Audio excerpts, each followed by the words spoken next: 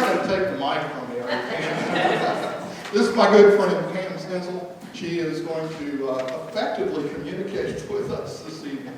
Thanks, Dan. Wow, what a night we've had. I'm short too, and this is a giant podium. So we'll just come out here. Thank you for the privilege of coming to Indiana and sharing our hearts with you. I got a call from someone. They said, Pam, there's been this really not okay thing that's happened in Indiana, and we need to speak up for a man by the name of Richard Murdoch. And I didn't know who he was, but I knew that we needed to speak, and what a privilege it was to fly into Indianapolis that day and to film and to say, you know, every life has value, and that's what was being said. A long time ago, almost 50 years ago now, a young 15-year-old girl became pregnant, had a lot of difficult choices to make because she was raped. But this young girl chose to give her child life and then to place that child with an adoptive family, and that child was me. My biological father is a rapist. I don't even know my ethnicity, but I am still a human being. And I still have value, and I don't believe that my life is worth less than yours just because of the way I was conceived. And I do not believe that I deserve the death penalty because of the crime of my biological father. I've not had the privilege of meeting my birth mother. I've been praying for since I was 4 years old, and if I don't get to meet her here, I'm going to meet her in heaven. And when we meet, I'm going to wrap my arms around her and I'm going to tell her that I love her because she loved me. Loved me enough to give me my life, and then loved me enough to give me the next most special gift I was ever given. And that's my family. I'm the oldest of 8 children. 7 of us adopted every color of the rainbow in my family. We are the United Nations all by ourselves. And I know that that amazing gift was a gift from a very scared 15-year-old girl. After dealing with coming to grips with my own beginning, I decided I wanted to reach out to young women who were experiencing crisis pregnancies, and spent many years working in pregnancy centers in Chicago and then in Minneapolis, where I now live. And have had the opportunity to walk alongside so many young women who were experiencing the pain of a crisis pregnancy and wondering what should they do. And let me tell you very clearly, in all of these years that I've worked with young women, I have never yet had one woman who was raped and chose to give her child life, or sexually assaulted and chose to give her child life, that came back and said, I wish I would have killed my baby.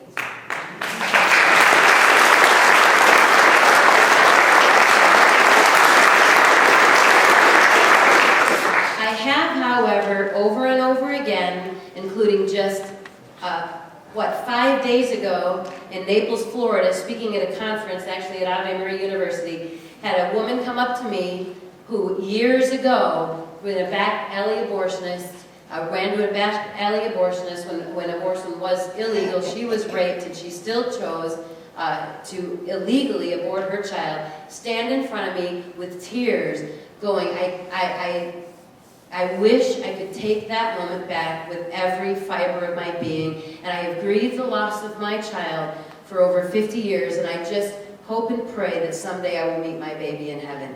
The lie that the media would like you to believe is that somehow abortion fixes rape. It never has, and it never will. And the story of life coming from even this violent act is this: my God is so amazing and so awesome that He is capable of taking your worst pain, whether it was something you chose or whether it was something that was done to you. And my God can make something very beautiful come from that. That is amazing grace, and that is redemption. That is the message of the gospel, and the church can say nothing less. Every life has value, not because the media gives it value, not because politicians give it value, not because you give it value, but because the God, the creator of the world, in whose image I was made, gives me value.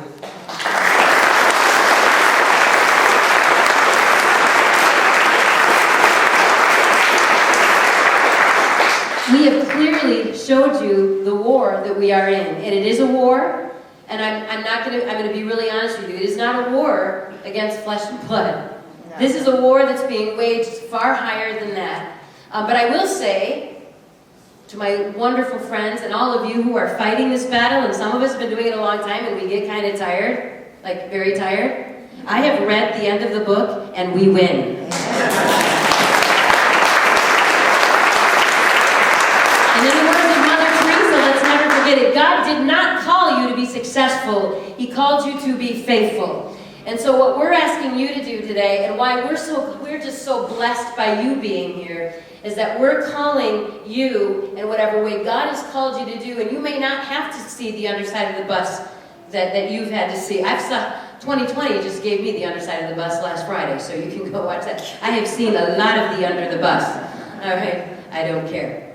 We win in the end. So here's what we want you to do. We want you to give. We need to change hearts. If God's changed your heart, if God's moved you tonight, we need you to support this education fund here, and you're going to tell them, Kathy, how to do that very specifically. So I'm going to beg you, please speak. Speak with your words, speak with your life, speak to whoever God puts in front of your life, support, and speak with your textbook. I know that sounds really awful, but we need you to say, you know what, we're going to stand beside. I can't take any of it with me anyway, it's all going.